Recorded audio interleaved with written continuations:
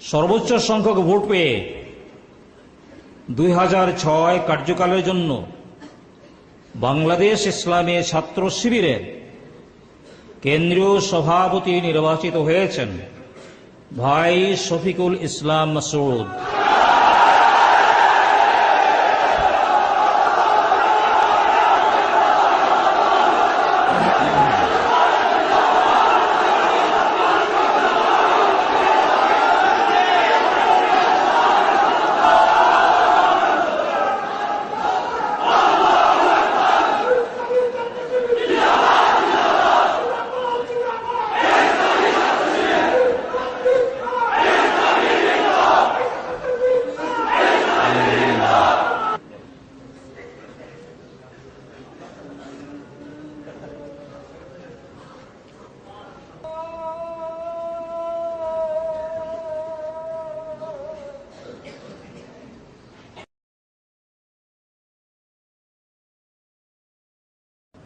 আমি মহান আল্লাহ রাব্বুল আলামিনের উপরে ভরসা করে